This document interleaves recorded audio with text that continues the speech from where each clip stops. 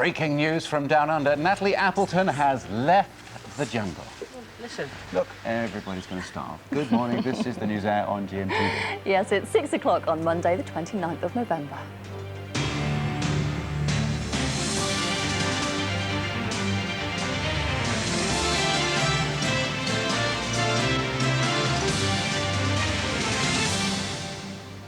So, being voted for a fifth Bush Tucker trial was just too much for her, and frankly, it probably would have been too much for us to have watched. The breaking news, Natalie Appleton, in the last couple of hours, has walked out of the jungle, and we'll have the latest from Australia, and talking to the first celeb to quit, Brian Harvey, a little bit later on as well. How glad are we that she's gone? Could you bear to watch her for another second? Anyway, also on the programme, the Blunkett affair. He says he's done nothing wrong. Today, an independent reviewer will be chosen to investigate those visa-fixing claims. We have reaction from one of Mr Blunkett's closest ministerial colleagues. Also this morning, tackling the cash machine fraudsters, how skimming is costing us thousands. We'll tell you the warning signs at 6:10. And she says she's innocent. Meeting one of the 40 teenage girls suspended after this footage caught them allegedly bullying another pupil. Monday morning then, here's the weather, and here's Claire.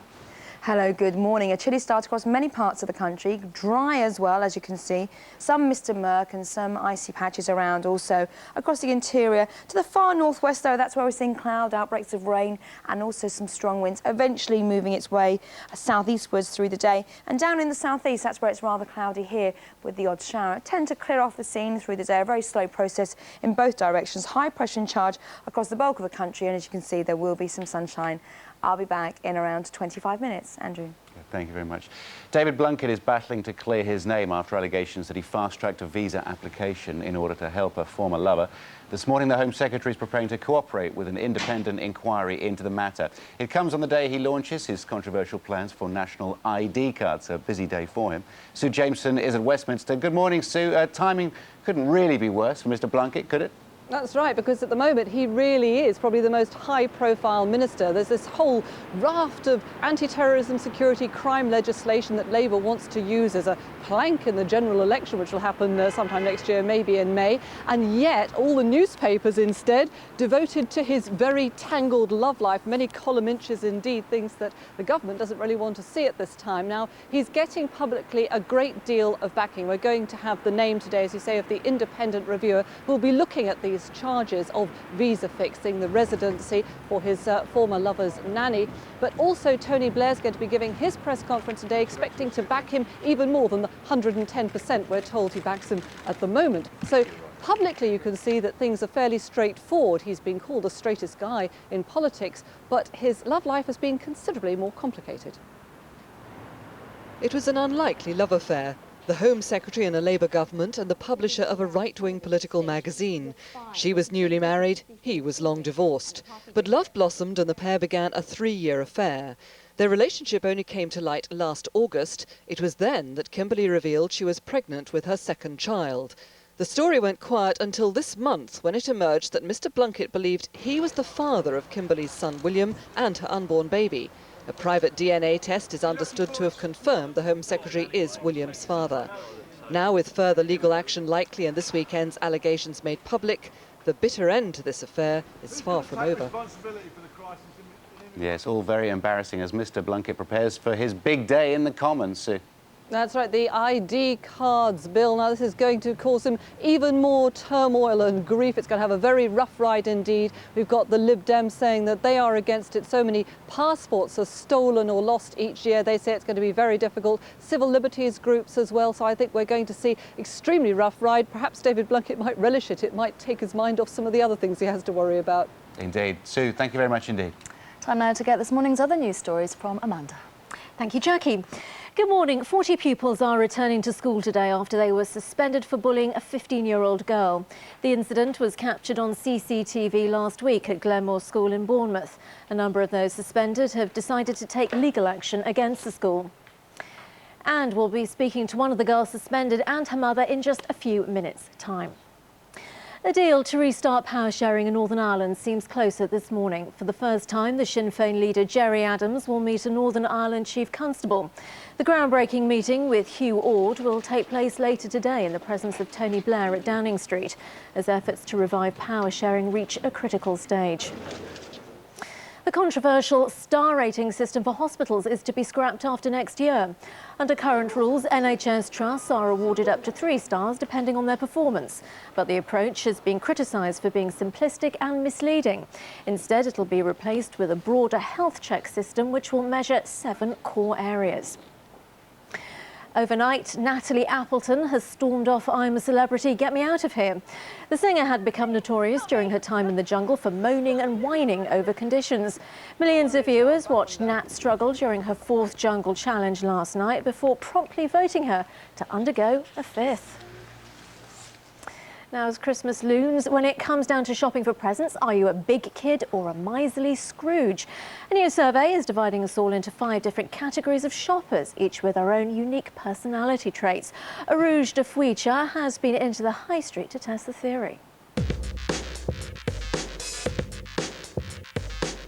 With just 4 weeks left until Christmas, thousands of people are hitting the shops. But today's survey says each of them will fall into one of 5 categories.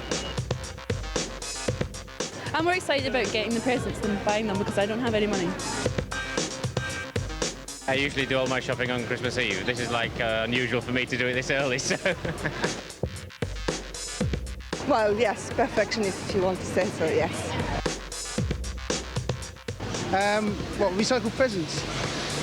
What, from relatives and things? Yeah, possibly, yeah. Do you know any Scrooges? My husband. Most of the people we've met today have fallen into one category. I, on the other hand, would like to think of myself as a bit of a perfectionist, but in reality, I think I'm probably quite unprepared. Whatever your Christmas personality, Santa still holds the key to the perfect present.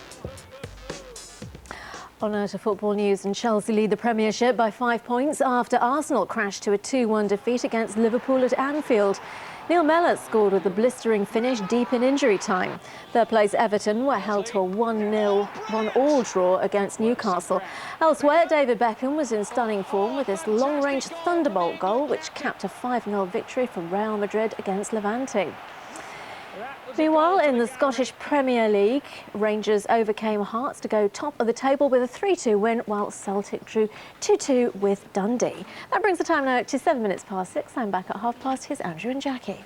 Amanda, thank you very much indeed. Fran Healy from Travis, a little bit later on. The Band-Aid single is out and expected to be #1 for at least 6 weeks, and certainly the Christmas #1. But no prizes, Jackie, for guessing what's on the front pages. No, Mr. Blunkett, I think, is on every single broadsheet this morning, certainly. Let's take a look at the Times, first of all. Blunkett puts his reputation on the line in visa inquiry, and the rest of them just a variation on a theme, really. The Telegraph, Blunkett fights for his political life. The Independent, Blunkett faces inquiry over ex-lover's claims. Guardian, Blunkett battles to clear name. And finally, Financial Times actually has something different. Brown to boost crackdown on corporate tax avoidance. Another tax crackdown from Gordon Brown. I think I'll do exactly the same as you. Can he survive? Blunkett blackmailed. Blunkett lover set to bring him down. Picture of Sophie Anderton there on the right-hand side. I'm a Celebrity. We'll do that a little bit later on. Dark forces are out to get me, says the Daily Mirror. And for no other reason other than it's just different from the Blunkett story. My Sophie's no love cheat, says Mark Alexiou, who's, well, obviously her lover, responding to Mark Bosnich's claims over the weekend in some of the papers. And I show you this, the Daily Record, for no other reason apart from there's Jenny. And we'll be speaking to Jenny later on. Very nice picture too. It is. All right, moving on. Now, we all rely on cash points, of course, don't we? Especially with Christmas just around the corner. But now we're being warned to be on our guard. A growing cash skimming scam is sweeping the country, allowing thieves to help themselves to millions. Well, Richard Gaisford is in Banbury in Oxfordshire, which has been particularly hard hit. Morning, Richard. Tell us more. Well, good morning, Jackie. This is just one cash machine that's been used by criminals to steal people's bank details and raid their accounts. Here in Banbury, 45 people in the last month have been affected by this particular crime called skimming. And in the last year, £50,000 has been taken out of people's accounts here illegally. Now, take a look at this machine and you can see some sticky pads here. That's where a fake front was fitted to it to help the criminals steal the information. And this is a crime that's affecting the whole country. 75 withdrawals are made every second in Britain. Plenty of opportunity then for the fraudsters to cash in.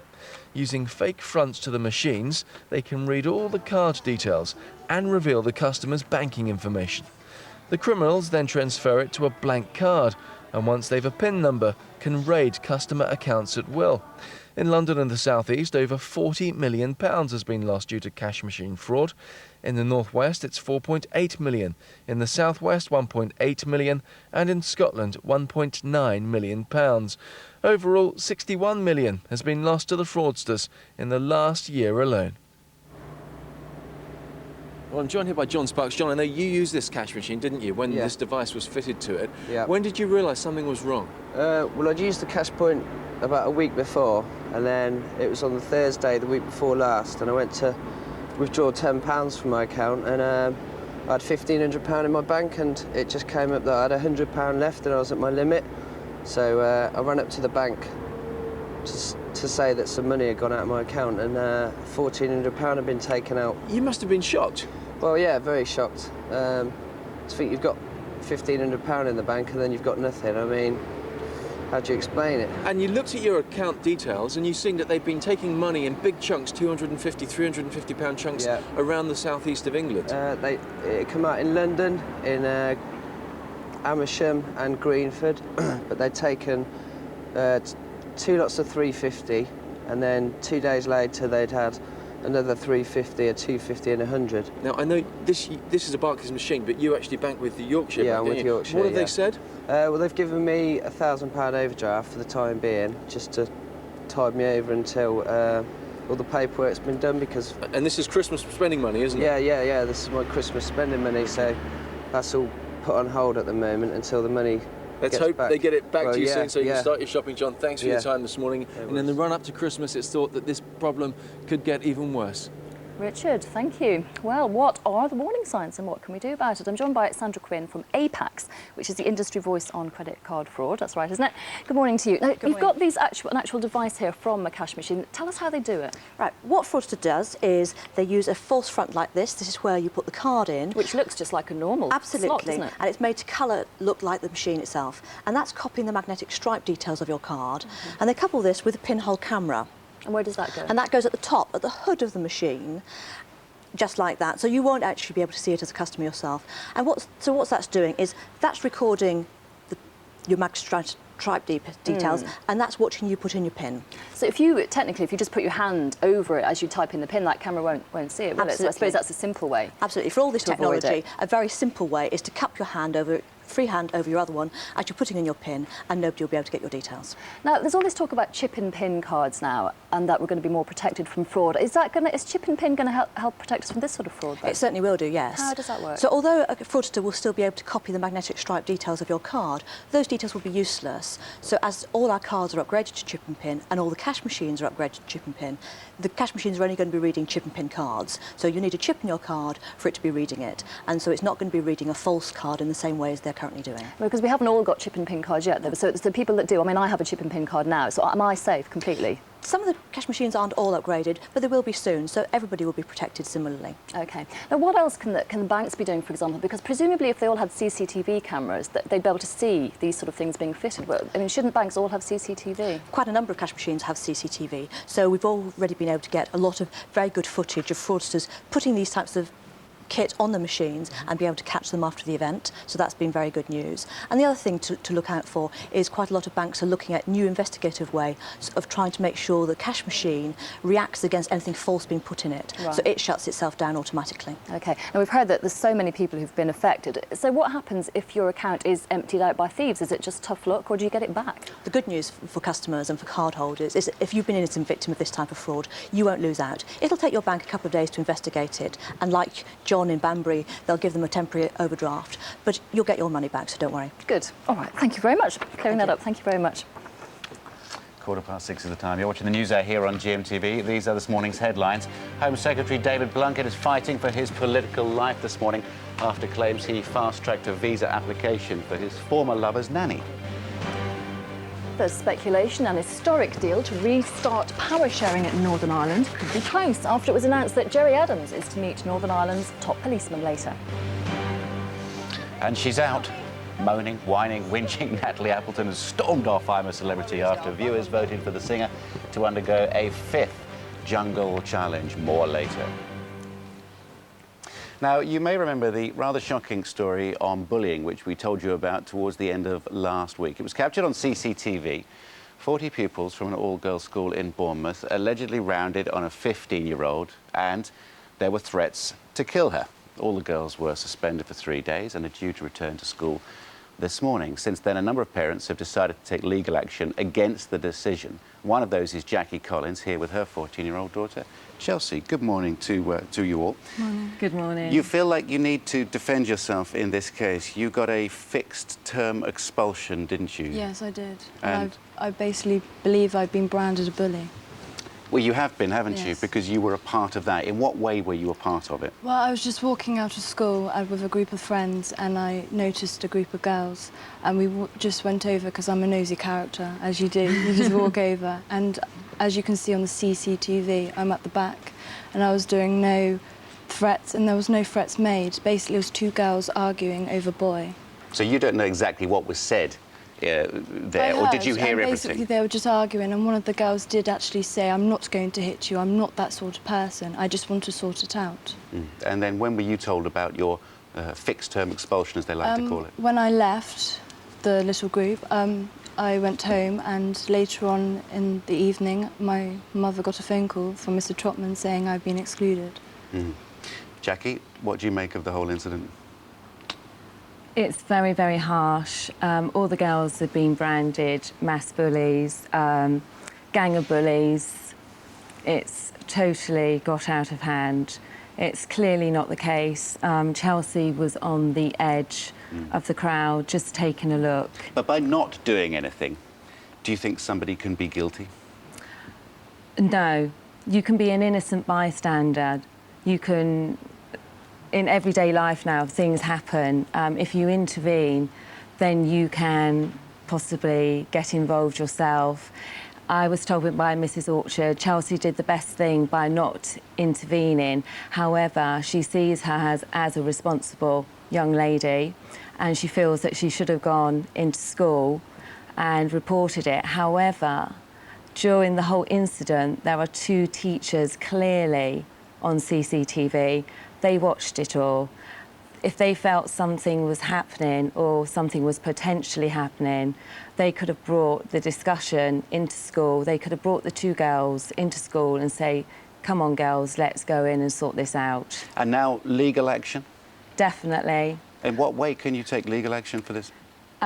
We've consulted our solicitors. We have to follow all the grievance procedures with the school governors and with LEA. So what and then we take it from there. What do you think about what Pam Orchard did here in terms of making a stand for the victim here? And actually, do you believe there has been a victim? No, there hasn't been a victim. Unfortunately, 2 girls were arguing over a boy. Totally silly. But there were deaths. I mean, you know, we're talking about death threats here. I mean, this is what we've been told. No death threats, Chelsea? There was just there was no physical abuse, no death threats, and it was just arguing, plain arguing. There's been reports of kicking, fighting. Clearly, on the CCTV footage, there is none of this. It's just purely got out of hand. Let's take a view from Pam Orchard, the headmistress here. This is what she had to say. Neither the school nor the LEA are making any further statement at this time. It's time to draw the matter to a close. Any further matters between parents and the school should remain private at this time. Our main concern is to restore normality to the school. That does sound like common sense, doesn't it? Jackie? You've chosen to come in and defend. I've chosen to come in and defend. They want it all to be hushed up now. Yeah. Why? Because it was clearly well over the top. Last word to you, Chelsea. Basically, I reckon that she blown it out of proportion, and now if she's saying that, then why? Why does she have it in the papers? Thanks for coming in this morning. Back to school today? Yes, hopefully. OK.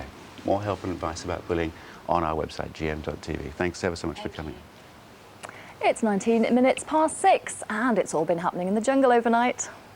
Jungle boogie. Get up and get down. Jungle boogie. Boogie, baby. Jungle boogie.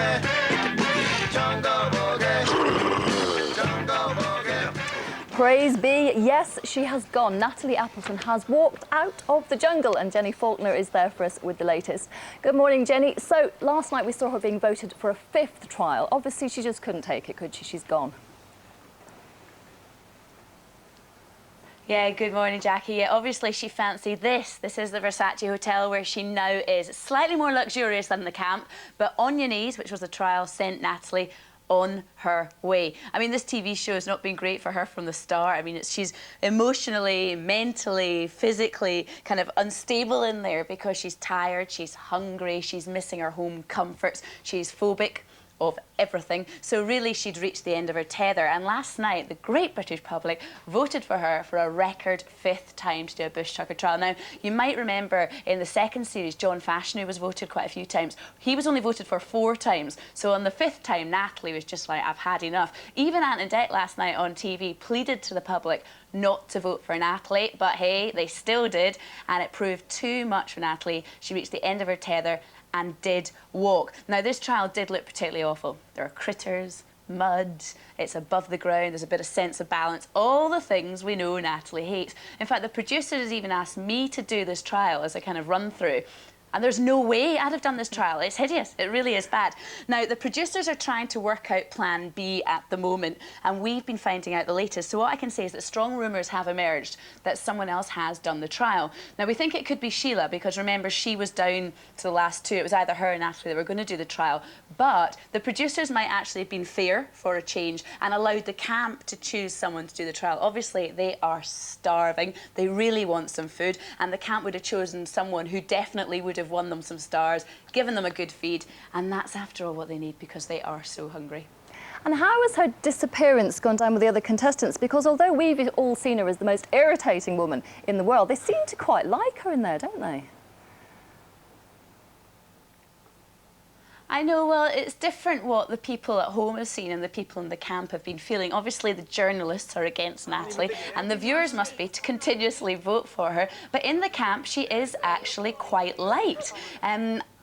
Natalie actually, when she's not doing a trial and she's in the camp, she's one of the gang and she seems to be laughing and having fun. It's only when she's in the trials that she's getting really upset. In fact, you know what? She set a record, another record.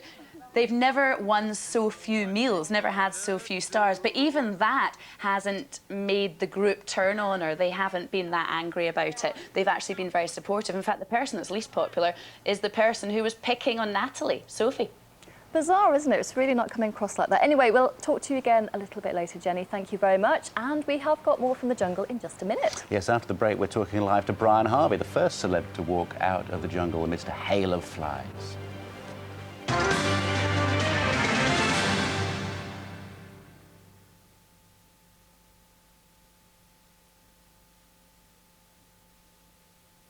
It's official. The Vivaldi family owns Swansea. We're having Vivaldi Day. Listen to this. So get ready for the policies of Grandfather Vivaldi. Free milk. Come drink my milk. Straight-talking Maria. What do you want? I'll come to see if I can help. Shy little Candy. And numero uno, Max. You know what they're calling you? A crackpot with a jackpot. You're all mine. Mine, all mine. Thursday at 9, see, on ITV1.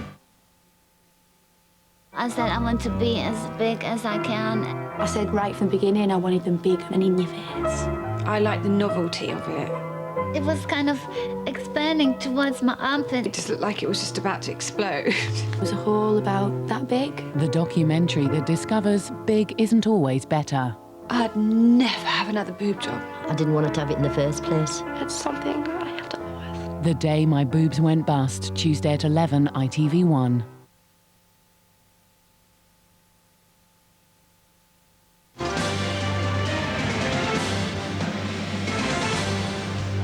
Minutes past 6 here. We're going to head back to the jungle now to catch up with the first celebrity to leave. That was the ever-entertaining Brian Harvey. We'll say good morning, Brian. What's your reaction to Natalie going? Yeah, please go. Don't panic, just keep the camera. I think we might be struggling. Let's have a look at how Brian's experience went in the jungle. We'll try and catch up with him in just a moment. I'm looking forward to it. I just think, you know, you've got to know what you're letting yourself in for when you do something like that. Everybody in the house of love. Everybody in the house of love. I'm going to do this for my nan.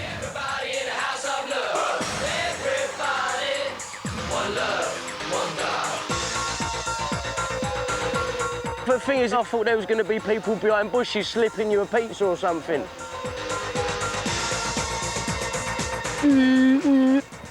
Oh, I don't like flies. Hey, listen, don't do that when we're cooking. Don't keep having a go at me about farting. I'm out of here. I need a Big Mac, large fries, a bath, a shave, change of clothes, bleach me hair, and maybe a spray tan. That's what I need. And to go home. Sorry, right? All right, see you. Baby, if you got to go away, don't think I could take the pain. Still having communication problems in the jungle, as they've been having over the first 7 days in the camp. We'll try and talk to Brian Harvey a little bit later on. Let's go now to see what the weather's like with Claire. GMTV weather, sponsored by Tops Tiles. Brightening homes, whatever the weather. Hello, good morning. A fairly cold start to the day, mostly dry for most, although we will be seeing some patchy rain across the far northwest as well as the southeast. For the next few days to come, there'll be clouds coming and going. Again, the chance of some rain, but it's going to be generally settled. In fact, through the middle to the end of the week, it's going to be mostly dry with some winter sunshine. This morning, we can see where the worst of weather is. There's a lot of clouds stretching from the Wash down to the Isle of Wight. To the east of that, as you can see, spits and spots of rain, never really amounting to very much. And it's a similar story across the northwest of Scotland. Cloud is now feeding in. You can see some patchy rain just coming in to the Western Isles. Brightest skies across central and eastern areas. That's where there has been a frost overnight. Temperatures in the Highlands down to around -4, -5 Celsius. In fact, it's chilly across the interior of the country as well. Anywhere across England and Wales where we don't see that cloud and also that patchy rain. And even for Northern Ireland, just the far north there's some cloud, but further south, you should see some sunshine today, although the sunshine masked by some sort of high cloud and also some mist and murk through the first part of this morning. So this is the picture this morning. Very little change through the afternoon. We will find that cloud gradually sort of clearing off the scene. It will be a slow process. And in the northwest, it will actually move in slightly further across parts of Scotland, that's central and western areas. Rather windy up here as well, though I think hanging on to some brightness along this eastern side here and further south across England and Wales, as well as much of Ireland. But down in the southeast, as you can see, that cloud lingering on. Now, temperatures very similar to the last few days across the north and the south. Quite breezy, as you can see here, but across more central areas, because of the really cold start, values really struggling, 5 or 6 degrees Celsius. The good news is by Thursday, Friday, most of us seeing some sunshine. Here's your summary. Find out what our weather's up to for the next 5 days on our website, gm.tv. OK, let's head back to the jungle now to catch up with that first celebrity to leave. That was Brian Harvey. Brian, good morning to you. Thanks for being so entertaining over this first week. What's your reaction to Natalie going, Brian? My reaction to Natalie going, I kind of had a feeling that she was going to go. Everything that that you've kind of seen of her in the jungle, I kind of think, to be honest, I think some of the edit hasn't really done her a lot of justice. There was nothing fake about the way she felt when she was in there. She really was scared. She's got a real paranoia about heights, and she has had it quite bad since she's been in there. And I've got to be honest with you, none of it is fake whatsoever. And the girl that I've seen since I've been in the jungle, listen, she's a really nice girl, and I would ask everyone not to come down on her too hard, because she has really given it her best, and I don't think that you have actually seen every side of her in there. I really don't think you have. I think the edit has got a lot to do with the way that she's been portrayed. She is a lovely, lovely girl, and she has given it her best, and I've got a lot of respect for her. Brian, I know you found it difficult in there for a lot of different reasons. I hope your family are well. Is it OK? Are you going to come home soon? Yeah, I'm going to be back. Obviously, I'm going to fulfil my commitment to the show. I'm going to be flying out of here on the 9th. And obviously, I've got to come back, and I've got a funeral and stuff to deal with, which is going to be really, really hard for me. But I think I went in there, I did give it my best shot. Had I have got the news while I was still in Heathrow, I wouldn't have gone. It's only that I got the news literally the second I stepped off the plane in Australia, And, you know, I spoke to my family and they said to me, no, just do it, go for it, because what's happened has happened. It's unfortunate, but you are there, give it your best shot, try and make the family proud. And also I just wanted to just try and come across and be myself and because I've been really frustrated for years now, and I wanted everyone to see me for me, and I think that I have done that, besides, you know, reacting to what's happened to me, which is why, you know, when I left it did get a little bit out of hand. But I've met a lot of really nice people in it, and I'm really, really glad I've done it. Well, perhaps we'll have a chat in the studio, Brian, when you come on back. Thanks ever so much for joining us this morning. I know we're talking a lot more later on. Definitely. He looks well, doesn't he? Less hungry. Yeah, he does. Yes. He does. He's filled out a bit. He's got to come back. I mean, he's got major problems at home. Bless him, I know. He's done well. It is 6:30 on Monday, the 29th of November. You're watching the News Hour on GMTV. In the next half an hour, after all the hype and comparisons to the original, Band Aid 20 is released today.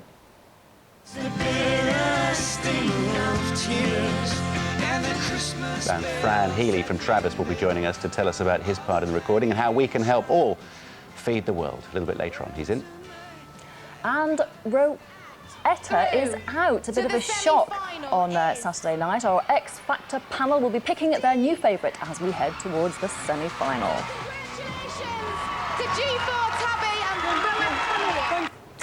Well, back to our top story this morning, and David Blunkett's battling to clear his name after allegations that he fast-tracked a visa application in order to help a former lover.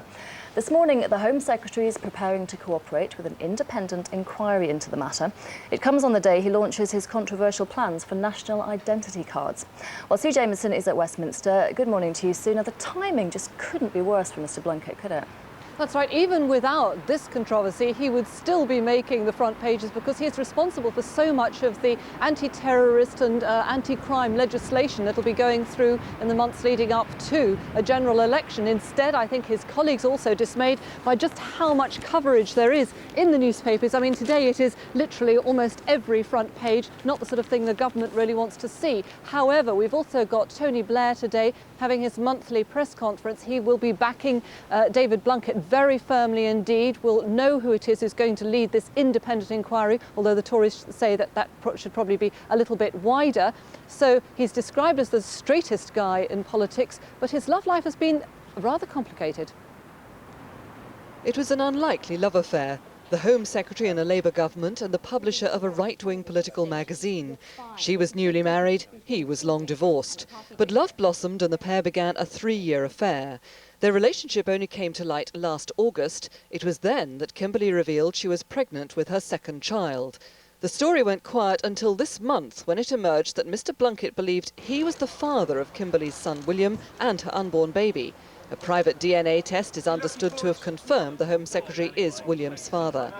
Now, with further legal action likely and this weekend's allegations made public, the bitter end to this affair is far from over. But Sue, of course, today the Home Secretary was hoping it would all be about ID cards, not all of this other stuff. That's right, because it's highly controversial as well, the whole ID card debate, with many sides, civil liberties groups, for example, as well, saying they don't want the introduction of this. David Blunkett has been at the forefront trying to push it through and saying we will have ID cards to be introduced by around 2007. But I guarantee that tomorrow's papers will also be talking about this very tangled web of a personal life he has, and not just about what's said in the House of Commons later today. I'm quite sure they will, Sue. Thank you very much for now. Monday morning at the news desk, here's Amanda. Thank you, Andrew. Good morning. 40 pupils are returning to school today after they were suspended for bullying a 15-year-old girl. The incident was captured on CCTV last week at Glenmore School in Bournemouth. A number of those suspended have decided to take legal action against the school. There was no physical abuse, no death threats, and it was just arguing, plain arguing. There's been reports of kicking, fighting. Clearly, on the CCTV footage, there is none of this. It's just purely got out of hand. A deal to restart power sharing in Northern Ireland seems closer this morning. For the first time, the Sinn Féin leader, Gerry Adams, will meet a Northern Ireland Chief Constable. The groundbreaking meeting with Hugh Orde will take place later today in the presence of Tony Blair at Downing Street, as efforts to revive power sharing reach a critical stage. The controversial star rating system for hospitals is to be scrapped after next year. Under current rules, NHS trusts are awarded up to 3 stars depending on their performance. But the approach has been criticised for being simplistic and misleading. Instead, it'll be replaced with a broader health check system which will measure 7 core areas. There could finally be some good news for motorists later this week. It's reported this morning that the Chancellor is going to freeze increases on petrol duties for a year.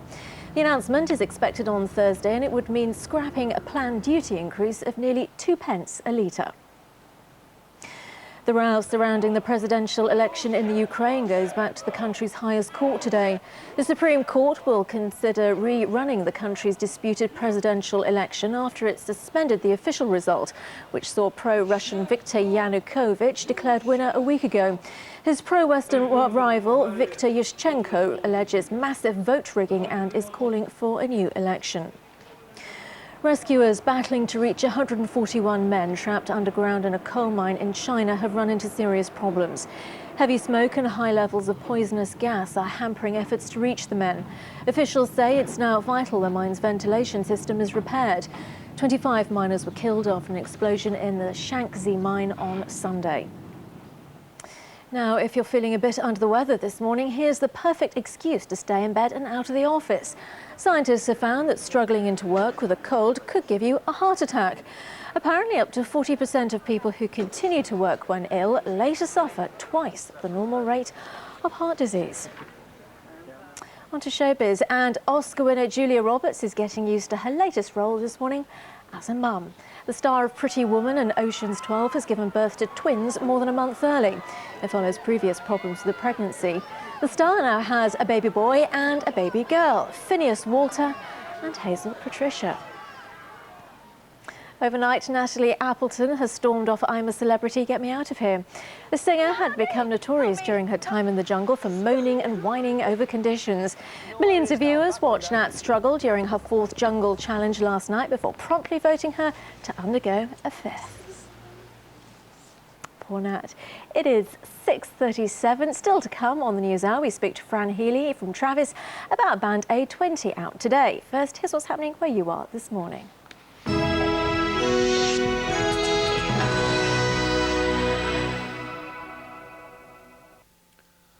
Hello there, very good morning to you. An inquest is due to begin today into the death of a Liverpool man shot dead by police when he refused to drop a samurai sword. Andrew Kernan died close to his home in Wavertree 3 years ago. With this report, Andy Bonner. Andrew Kernan's mother called police knowing her schizophrenic son had possession of a sword in his bedroom. He ignored several orders to drop the weapon and later used it on a police van outside his home. After failed attempts to stop him using CS gas, an officer shot him twice. The 37-year-old died in hospital. Today, an inquest at Liverpool Coroner's Court will begin to establish the exact circumstances leading up to his death. The Independent Police Complaints Commission is being represented at the hearing to see what lessons can be learned from the incident. Bosses from Merseyside Police have already extended their sympathies to Mrs. Kernan's family. Andy Bonner reporting there. 2 young children are recovering in hospital this morning after being rescued from a flat fire in Lancashire. Emergency services were called to the property on Dixon Road in Blackpool at 10:20 last night. The adults and children were trapped in a second-floor flat. The children, aged 2 and 7, had to be resuscitated at the scene by paramedics. All were taken to Blackpool's Victoria Hospital. A gambler is due to be sentenced today for starting a huge blaze at a motorway service station in Greater Manchester after he lost money on a slot machine. The fire caused £7 million worth of damage to Birch Services. Jason New from Foxdale Avenue in Blackpool said he set fire to the one-armed bandit to get his £200 back. The hunt's continuing this morning for a convicted killer from Lancashire who's gone on the run from prison. It's understood James Butler from Accrington disappeared in Cleveland just days before he was due for parole. The 26-year-old was jailed for the manslaughter of Sajid Mahmood. The teenager's body was found in a lake in Accrington in Lancashire 7 years ago. One of Manchester's Olympic gold medalists is backing a unique way to help people in developing countries this Christmas. Cyclist Chris Hoy's at the city's velodrome today to launch a charity campaign encouraging people to buy a bike for struggling communities. World Vision says each bicycle could help children get to school take produce to market or get medical workers to needy patients. That's it for now. I'm back at 7:05. Next, the region's weather.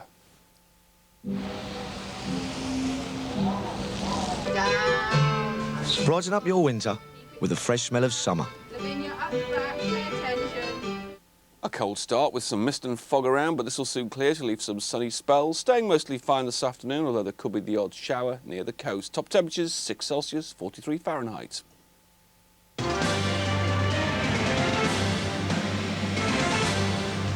All the newspapers going on David Blunkett this morning. Of course, Blunkett battles to clear his name. That's in The Guardian. The Times this morning, Blunkett puts his reputation on the line in visa inquiry. And the Sun newspaper, they say strongly, Blunkett blackmailed. So Mr Blunkett, the Home Secretary, has ordered an independent review into his own behaviour after claims he misused his position as Home Secretary to help his former lover, Kimberly Quinn. It's been claimed that he fast-tracked a visa application for Mrs Quinn's Filipino nanny. Well, the Tories have given a guarded welcome to news of this inquiry. The trouble here is the allegations relate to his job as Home Secretary and the potential misuse of powers as Home Secretary, and that is a matter of public interest, not just a prurient interest. OK, that's David Davis. Joining me now, the Home Office Minister Des Brown, who's here to talk about ID cards primarily, of course, big day for that. Mr Blunkett's flagship policy, that is, which he'll be launching in the Commons later on. But we really have to start with this inquiry that he has ordered. I mean, it's been done in a timely fashion, hasn't it? But do you agree that, in fact, he is being blackmailed in this situation? Well, I mean, I don't want to make any qualitative judgments about these allegations. The allegations are there. I think that David Blunkett, whom I know very well and know is an honest and straightforward man, responded entirely appropriately to them when they were made, set out the circumstances. Where he denied them clearly. As David Davis has said, one of them is qualitatively different than all the rest of them. I believed that it called for some form of independent review, and that's exactly what David has ordered. OK, is there a morality issue involved here? This is the Home Secretary whose pin-sharp judgment is absolutely vital to the security of this country. He has had an affair with a married woman 9 weeks after she got married and has fathered a child and may have fathered a second child by that woman. Do we have a morality issue here? Well, I mean, throughout the whole course of this chapter in his personal life, I think David Blunkett has behaved perfectly appropriately and has always refused to discuss his private life in public. And I'm certainly not going to get into discussing his private life in public when he refuses to do so. Whatever views people may have of the circumstances that brought us to here, we've got to a stage where this has impinged on his public life, and he has responded appropriately by ordering this independent review, which we will hear more about today, and hopefully will clear this whole matter up very, very quickly. OK, Des, well, we'll see what happens with this today. It's a story short of I'm sure. ID cards, it was supposed to be the big sort of dominating thing. See, you've got a general election coming up. You know, this great raft of legislation which, you know, behind the Home Secretary and everything else, like ID cards, and we're focusing on other things. But ID cards are going to cost me money, I understand. Shall we start with that? Well, I suppose events that, you know, sometimes overshadow our great planning are just part of political life. But yes, I mean, today we will be publishing the ID cards bill, having discussed this for the best part of 3 years now with the public, consulted them quite significantly and discovered that there is a sustained public support for identity cards for the very obvious reason that we're offering people an opportunity to protect their identities and to increase their security. So we'll be publishing that bill today. It's an improved bill thanks to the work of the Home Affairs Select Committee and other people who were involved in the consultation. So, yeah, somebody asked a question last week and I thought that's a good point because I don't know the answer to that.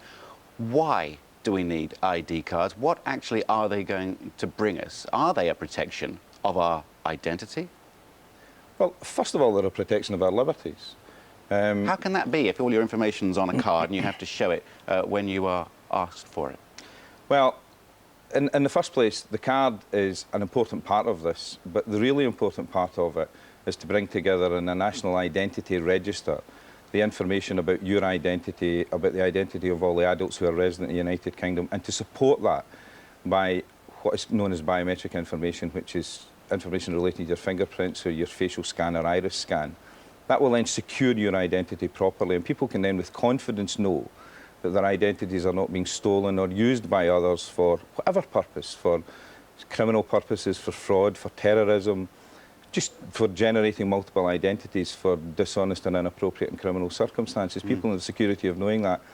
And you and others will also know that you won't have to produce one of a proliferation of cards that I've no doubt you have in your wallet that prove your identity in individual circumstances. I mean, I've got an 18-year-old boy who carries his passport around with him when he goes out in order to satisfy people, you know, the ages. That's the most invaluable document he has. Him and his mates do this, and they shouldn't have to. No. So this is, what you say is a one-stop shop. It's an ID for all occasions, in a way, and you can sort of bring it all together on one card.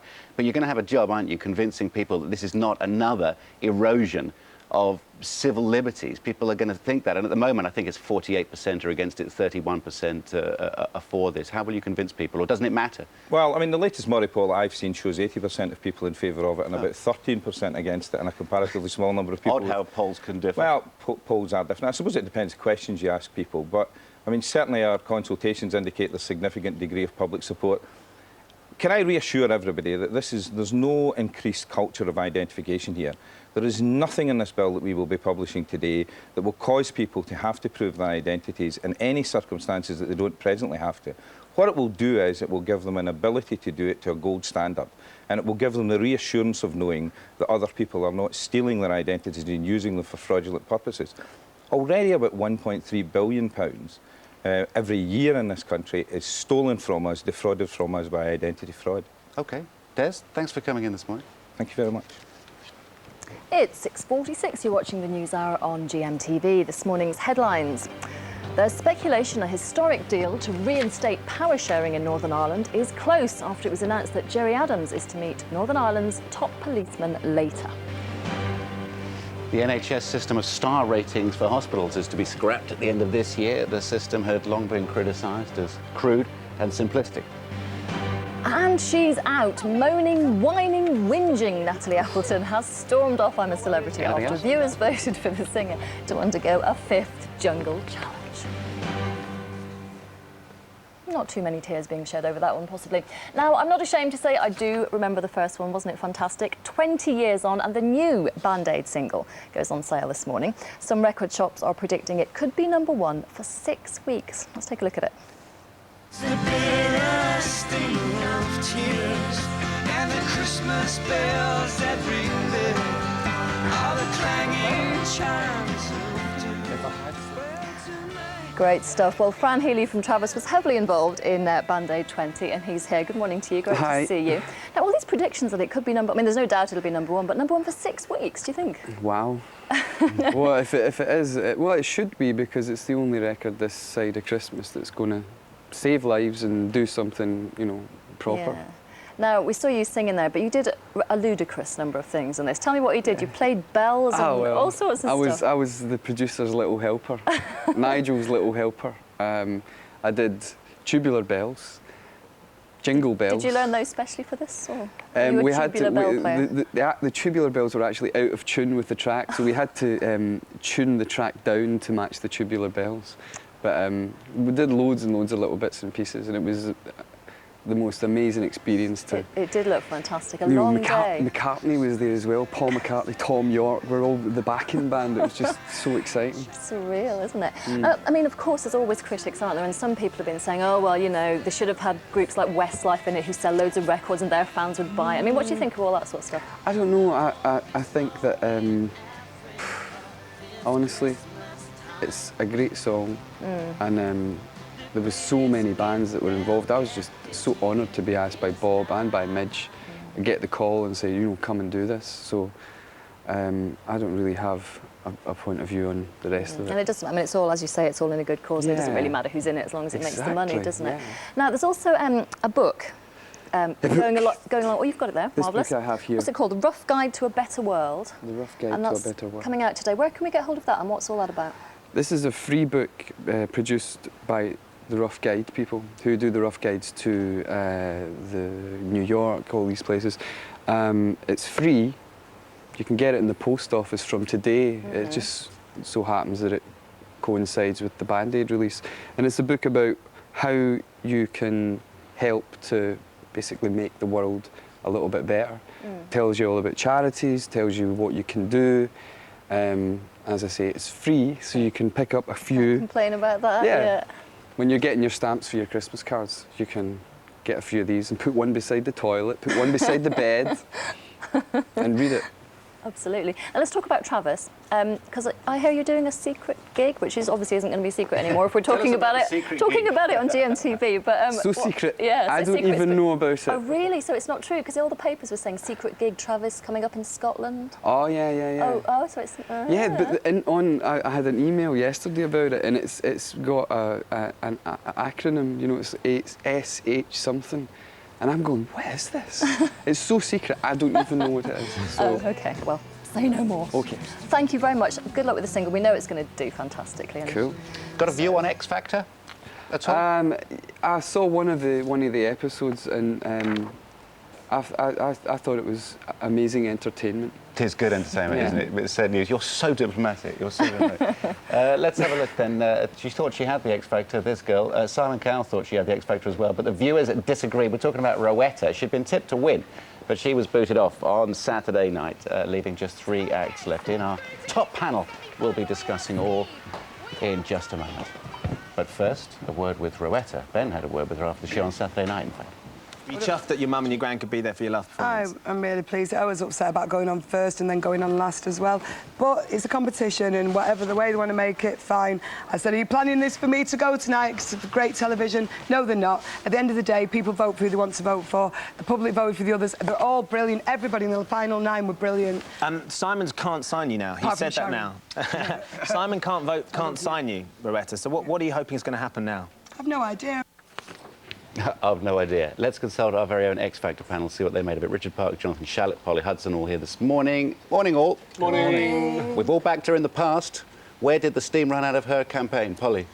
If black went with this outfit, I would be wearing an armband. Oh, are you keen? For me, the competition is over. That's what I really can't believe it. I think it must be like Javine in Pop Stars, where everyone just thought she would be fine. Really? No, I'm right. This is a rose between thorns here. The competition's certainly not over. There's still 3 great talents left. No. That's a ridiculous thing to say. The competition's over because one person leaves. If Tabby is great talent, then, you know, I fear for this country. Tabby's great at what he is. You know, Tabby is great at... Guys, it's turned out to be a very good competition. I think Rowetta lost because of the suit she wore in the opening number. I thought she did not look great at all. No, not at all. And, of course, G4 came up with a great song, You'll Never Walk Alone.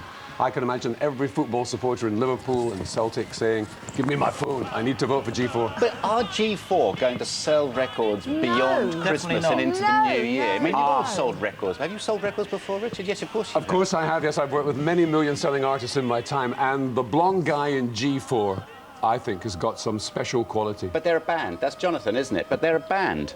Well, they're a band at this stage. We may well ultimately see one comes out of the band and is the big success, a la Ronan Keating and Boyzone, which, of course, worked for Louis before. They're great. As a group of 4 people, they're great. They're not great opera singers as individuals. I think if you're going to look at someone like Steve and Tabby, they definitely have a massive individuality. And I think if you look at a long-term career as solo artists, you have to say, I don't know where Steve and Tabby will go, if the audience will follow them, but they've certainly got talent and they've certainly got strength. Steve sings like Marty Pellow from Wet, Wet, Wet. And look at Marty Pellow sold millions of records. That's right. Yeah, but not at that age, though, and I think Steve's age is against Marty Pellow, last concert tour, sold out. I think to say Steve doesn't work kind of rules out a whole part of England who like acts like that. I think once they're not on TV every Saturday night, we're going to lose interest in this lot. So that applies to most people on these celeb shows, doesn't it? But quicker than any. I think we need to... The second series has just been commissioned. I think leave it for a while. We need the talent pool to build up again. I think this lot of just, you know, compared to Will and Gareth and people that literally made the hairs on the back of your neck stand up with their talent, you know, this time's just been a washout for me. I think that's rather unfair, actually, because I think, you know, there have been some very, very good moments on the show, and I don't think we should... I think this show is one of the best live talent shows we've had on British TV. I think it's brilliant television. I think it's not fantastic. Well, there have been better talent shows, but I won't tell you what they are just now. It wasn't Fame Academy, was it? You know, some of them have brought artists like Lamar forward, and he went on to win a Brit Award. So perhaps that is serious. Having lost on the original show. Well, he was in the last 3, and when you get down to the last 3, and we've got the semi-final coming up this weekend, anybody could win. We're all winners. Everybody's a winner. Tabby's going to win. I know, but you say that because you're from... I actually grew up in the same town in Ireland as Tabby, so... Yeah, I think so. I mean, the book, as you know, favours Steve, but I think with Tabby, he's got the advantage of all the young kids text 10 times, and I've seen them regularly. Every weekend, these kids do 10 texts for one guy. Enormous thumbs. Who's going to win? Tabby? I'd probably Steve. Probably Steve, you think, the sympathy, well, not sympathy, but what do you think, Polly? Oh, I think Tabby. Tabby? Ugh.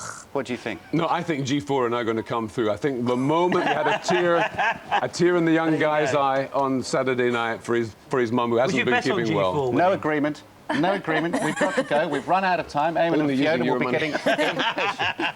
Thanks ever so much. Eamon and Fiona here in a couple of minutes' time. Yeah, and among their guests will be Roger Black, poor old Roger, who was given his marching orders from Strictly Come Dancing at the weekend. Next, the weather with Claire. Thanks, Jackie.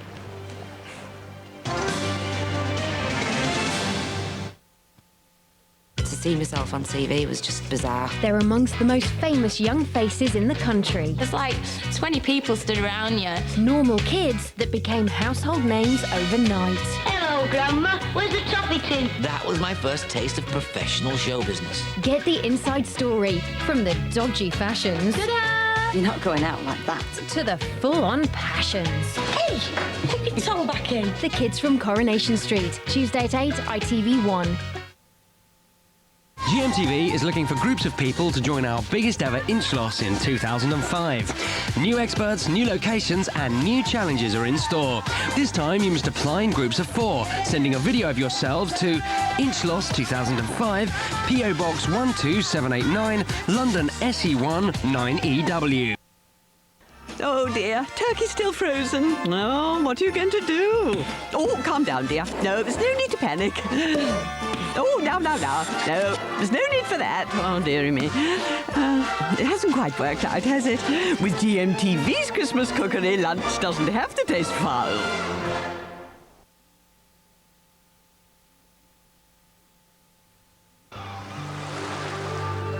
GMTV weather.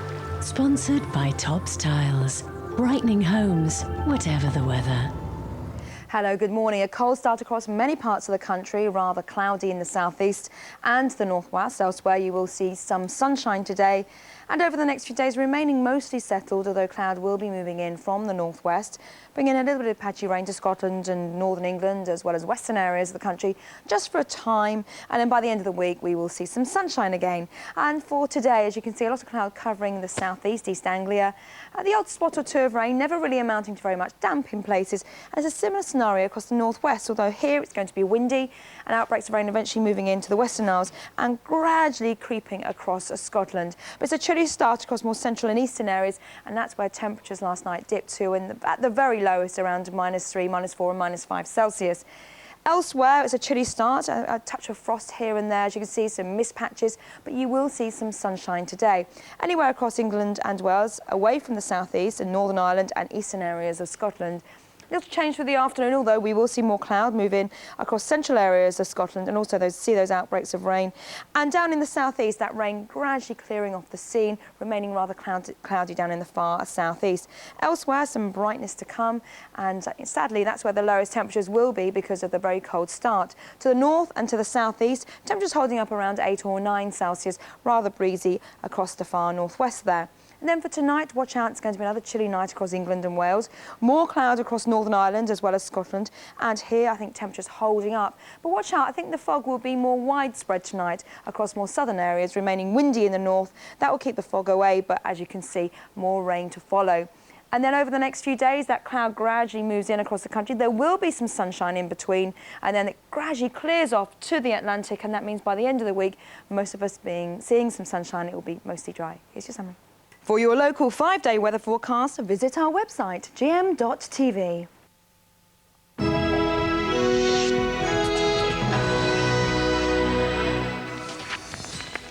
Down and out. It finally got too much for Natalie Appleton, and she's out of the jungle. Of her own volition, apparently. Time count up to 7 o'clock, Monday the 29th of November. Good morning, everyone. This is GMTV Today.